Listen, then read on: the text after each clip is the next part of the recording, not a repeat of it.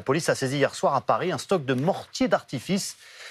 Plusieurs personnes, d'ailleurs, ont été interpellées. C'est un stock qui faisait pas loin de 400 kilos. Pourquoi ont-ils attaqué des médiathèques, des écoles?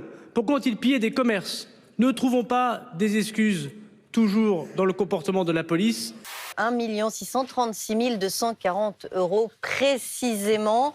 C'est le montant définitif de la cagnotte au profit de la famille du policier mis en examen. Si elle doit se réformer, Monsieur Durin, et je sais que je parle en républicain, elle doit aussi d'éviter être un bouc émissaire pour se poser les bonnes questions.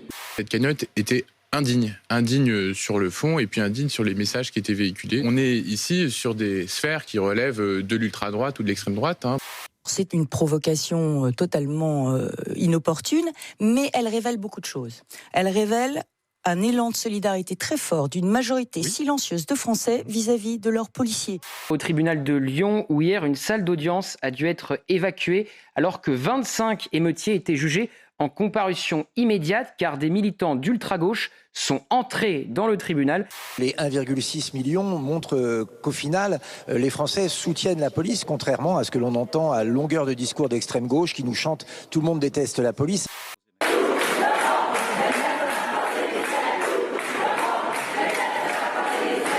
Moi, je suis un peu étonné quand même qu'on soit si choqué par les 1,6 million destinés à la famille d'un policier, quand on sait que les émeutes vont nous coûter 1 milliard pris dans la poche des gens qui travaillent.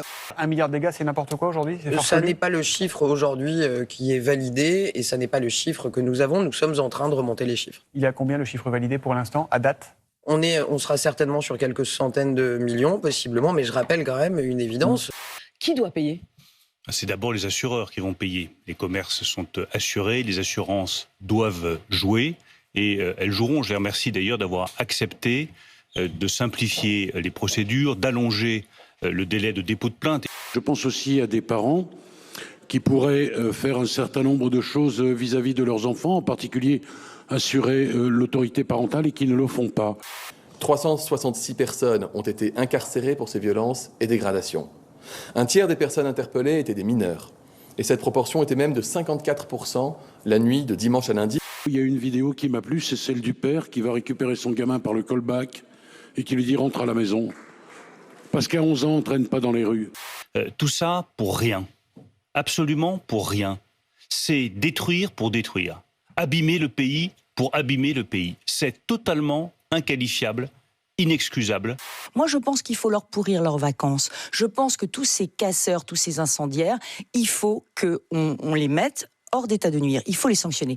Je pense qu'il faut des centres éducatifs fermés pour les mineurs. Il y en a une cinquantaine. Supprimer la majorité. Il en faut quoi, 100, 200? Mais il en faut beaucoup plus. Supprimer l'excuse de minorité, parce que bien souvent, cette excuse de minorité est utilisée par les trafiquants de drogue pour exposer des mineurs, sachant qu'ils ne risquent rien. Là, il faut aussi s'interroger sur le fait que ces jeunes gens ne soient pas en mesure de se mettre à la place de l'autre.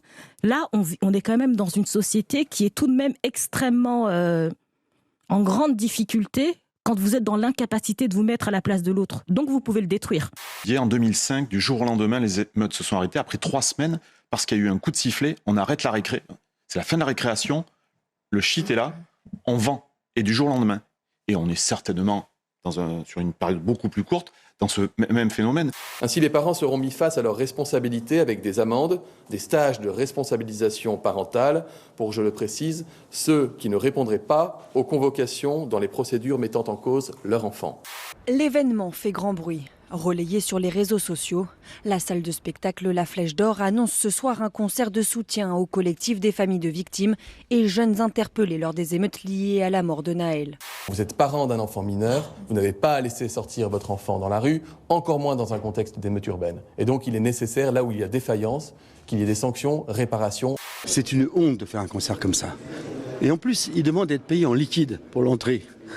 Double comptabilité. Allez, arrêtons les conneries.